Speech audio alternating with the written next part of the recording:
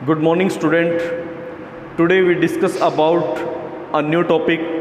आज का जो हमारा टॉपिक है वो है कंसेप्ट ऑफ लर्निंग, यानी कि अधिगम का क्या प्रोसेस है, क्या मीनिंग है, आज हम उसके बारे में पढ़ेंगे।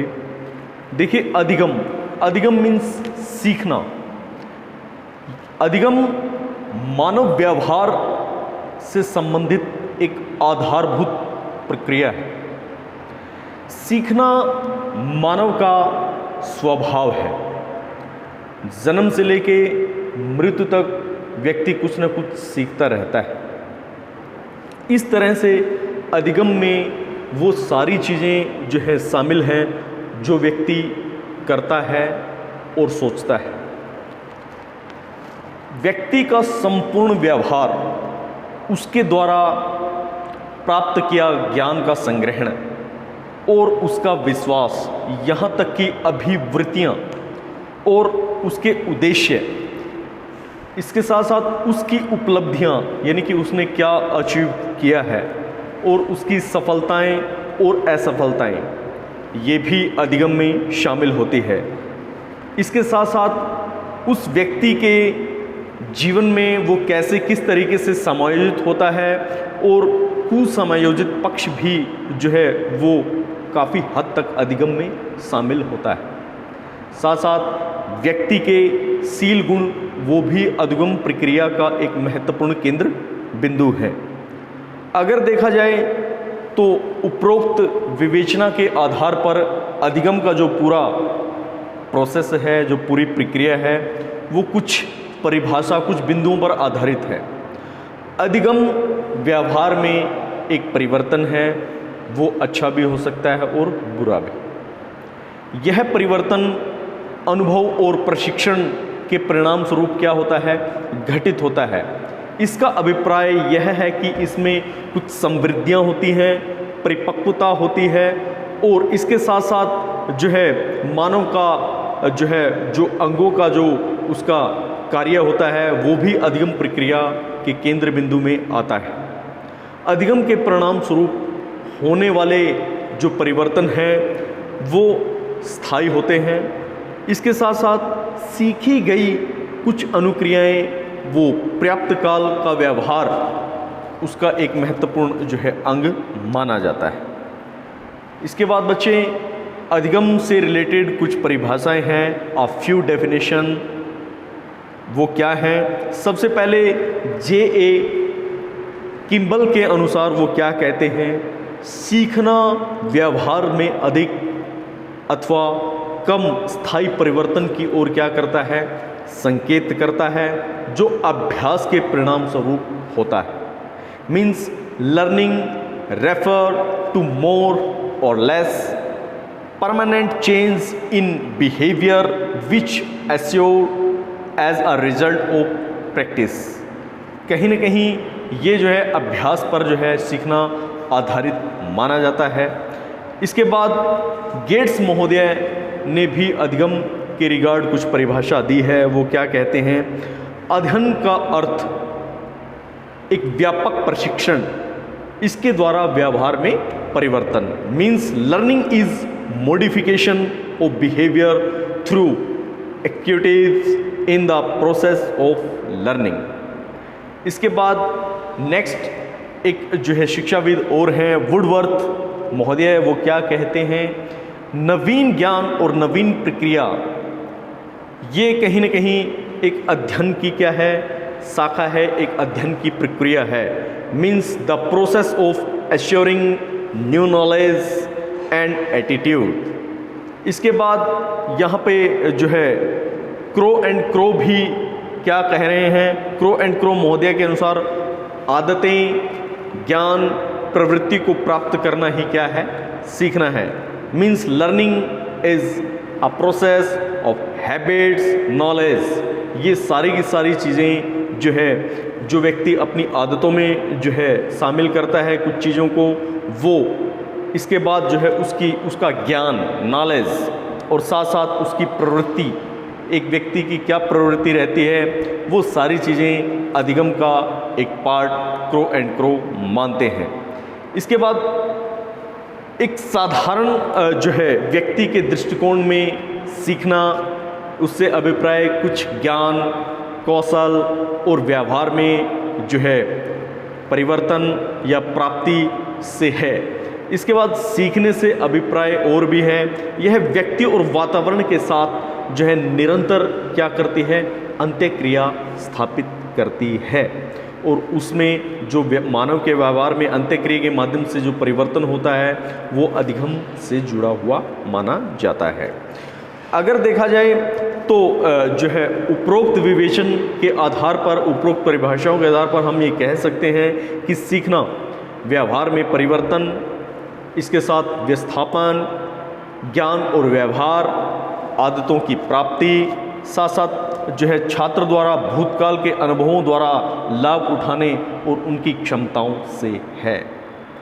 इसके बाद बच्चे ये हमारा जो है डेफिनेशन का पार्ट रहा है। इसके बाद हम अधिगम की जो है कुछ विशेषताएं हैं, वो क्या है, nature and characteristics of learning.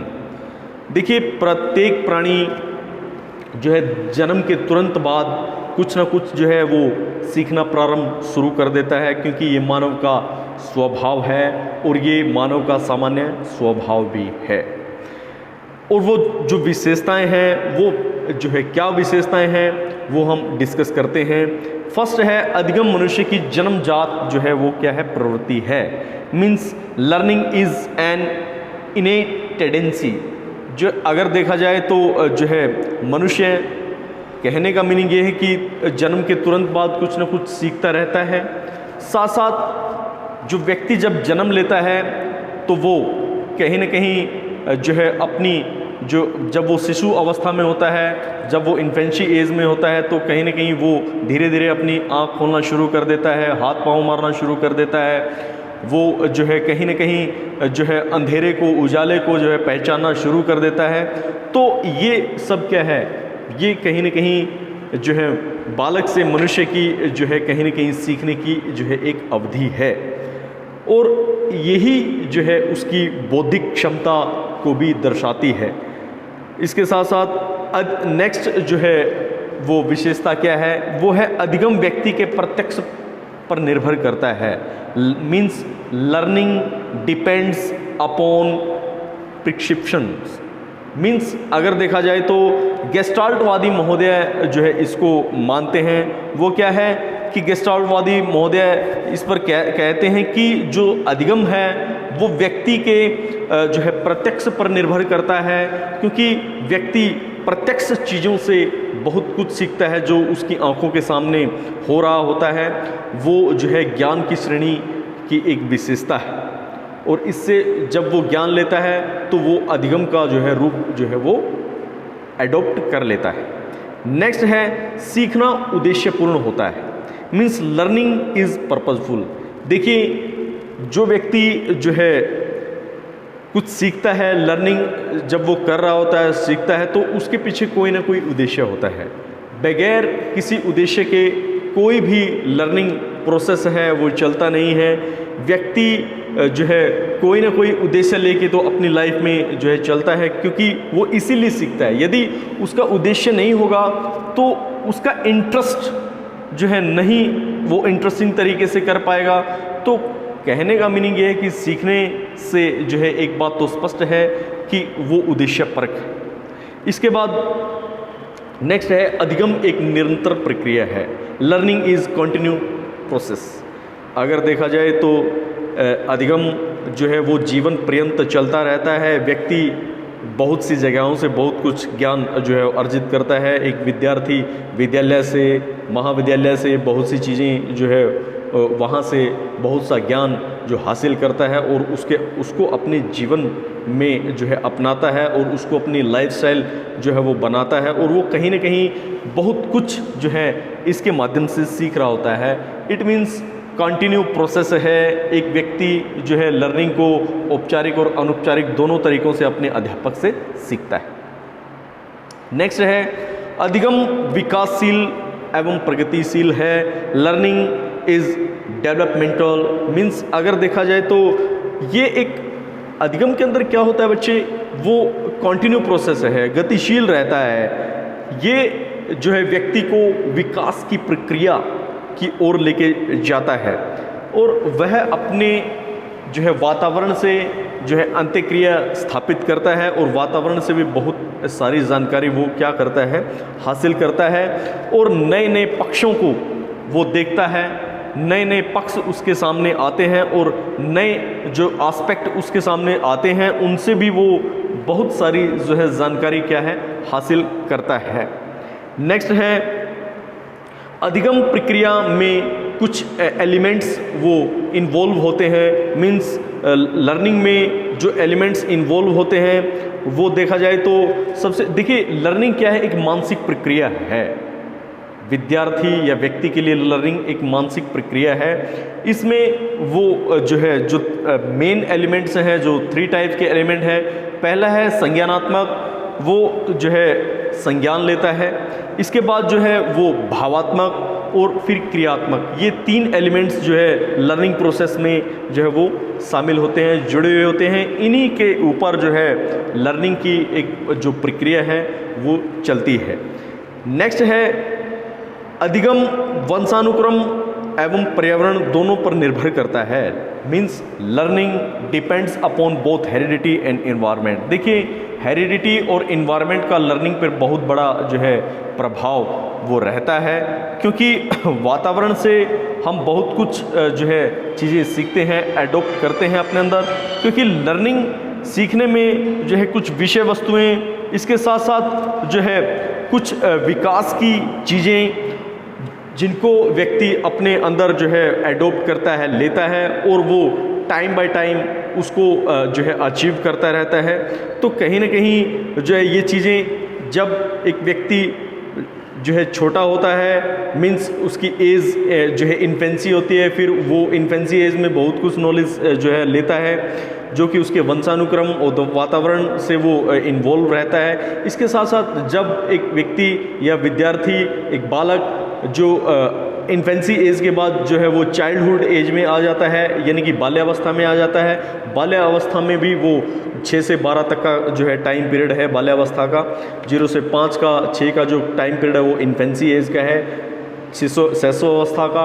और जो उसके बाद एक अवस्था और आती है वो है जो है एडोलसेंस एज, यानी कि किशोरावस्था। वहाँ से भी व्यक्ति जो है बहुत कुछ सीखता है, और साथ साथ अपने जो है एटमॉस्फेयर से, अपने जो वातावरण से, एनवायरनमेंट से जो अंतःक्रिया स्थापित करता है। तो इस प्रकार हम ये कह सकते हैं कि एक विद्यार्थी का जो है, एक व्यक्ति का जो है प्रोसेस वो अधिगम से अगर देखा जाए तो वंशानुक्रम और पर्यावरण दोनों से जुड़ा हुआ है। इसके बाद हम बात करेंगे सीखने के प्रकार से, टाइप्स ऑफ लर्निंग। देखिए टाइप्स ऑफ लर्निंग कितने प्रकार का है। सबसे पहले सीखने के प्रकार में अगर बात करें तो पहला है मोटो लर्निंग, यानी कि गत्यात्मक अधिगम। देखिए प्रारंभिक अवस्था में जो व्यक्ति का जो मानसिक विकास है वो इतना जो है तीव्र नहीं होता। वो कहीं न कहीं अपनी स्नायु तंत्र से, सेंस से वो बहुत कुछ क्रियाओं के माध्यम से सीखता है। ऐसी क्रियाएं जिनका हम एग्जाम्पल दे रहे हैं, जैसे चलने से, दौड़ने से, आँखों से, हाथों के समीकरण से, वो क्या है बहुत कुछ सीखता है। और ये जो है मोटो लर्निंग के अंदर आती हैं, क्योंकि इनमें जो है व्यक्ति वो क्या कर रहा होता है, क्रियाएं कर रहा होता है। इसके बाद है परसेप्शनल जो है लर्निंग। वो क्या है, एक केंद्रिक जो है वो जो अधिगम है वो उसके अंदर शामिल होता है। इसमें मस्तिष्क विकास के साथ साथ बच्चे का जो है एक केंद्रिक विकास भी होता है, इंद्रियों पर आधारित होता है, इंद्रिय ज्ञान वो हासिल करता है। वह समस्याओं को जो है अपने दिमाग के माध्यम से जो है सुलझाना प्रारंभ कर देता है। तो ये जो है परसेप्शनल जो है लर्निंग होती है, ये इसमें शामिल होती है। उसके बाद है अमूर्त जो है अधिगम, कंसेप्शनल जो लर्निंग होती है। इसमें व्यक्ति या विद्यार्थी अपने मस्तिष्क का विकास उसका हो चुका होता है, और वो अपना निर्णय ले सकता है और समस्याओं का समाधान वो कर सकता है। ये कहीं ना कहीं उसके विचारों पे और परिकल्पनाओं पर जो है भी निर्भर रहता है। ये उस टाइप का ज्ञान होता है। इसके बाद सह संबंधित अधिगम, एसोसिएटिव लर्निंग इसको बोलेंगे। इसमें हम नई जो है परिकल्पनाओं, हाइपोथेसिस अपने माइंड में बनाते हैं। परिकल्पनाएं मीन्स हाइपोथेसिस को जो है कहा जाता है यहाँ पर, तो पूर्व में सीखी हुई जो कल्पनाओं को वो जोड़ता है उन कल्पनाओं से, और पूर्व की कल्पनाओं के माध्यम से वो सह संबंधित अधिगम को सीख रहा होता है। इसके बाद बच्चे नेक्स्ट है जो है ये पंसंसनात्मक जो है लर्निंग इसको बोलेंगे। इसके अंतर्गत व्यक्ति किसी वस्तु से बहुत कुछ जो है चीज़ें सीख रहा होता है, इसमें कुछ सौंदर्यात्मक अनुभूति भी वो कर रहा होता है। नेक्स्ट है वो है दृष्टिकोण निहित अधिगम, मीन्स एटीट्यूडनल जो है वो लर्निंग होता है। इसमें कुछ एटीट्यूडनल जो प्रोसेस है वो माता पिता के स्नेह से, बड़ों का सम्मान, इसके बाद अध्यापक के प्रति अपना रिस्पेक्ट, इस प्रकार वो ये सारी चीज़ें ये दृष्टिकोण निहित अधिगम के अंदर जो है वो आती हैं। इसके बाद नेक्स्ट है बच्चे अधिगम को प्रभावित करने वाले जो कारक हैं। देखिए अधिगम एक जटिल प्रक्रिया है, इसमें जो कुछ चीज़ें हैं, कुछ एलिमेंट्स हैं, फैक्टर हैं अफेक्टिंग, वो क्या जो है यानी कि अधिगम को क्या चीज़ प्रभावित करती है। पहला है अधिगमकर्ता से संबंधित कारक होता है, इसके बाद पाठ्य सामग्री से संबंधित कारक होता है, और नेक्स्ट है बच्चे वातावरण और शिक्षण विधियों से संबंधित कारक। ये चीज़ें जो है अधिगम को क्या करती हैं, प्रभावित करती हैं। कंक्लूजनली निष्कर्ष रूप से हम ये कह सकते हैं कि जो लर्निंग है, अधिगम है, वो जन्म से लेके मृत्यु तक व्यक्ति सीखता रहता है, और वो क्रियाओं के माध्यम से, इसके साथ साथ संज्ञानात्मक ज्ञान के माध्यम से, क्रियात्मक ज्ञान के माध्यम से, भावात्मक ज्ञान के माध्यम से, वो जो है वातावरण के माध्यम से, वंशानुक्रम माध्यम से बहुत कुछ सीख रहा होता है, और ये ज्ञान हासिल करके वो अपने जीवन को विकास पथ पर लेके जा रहा होता है। तो आज के लिए बच्चे इतना ही, कल हम न्यू टॉपिक के साथ फिर मिलेंगे। थैंक यू, धन्यवाद।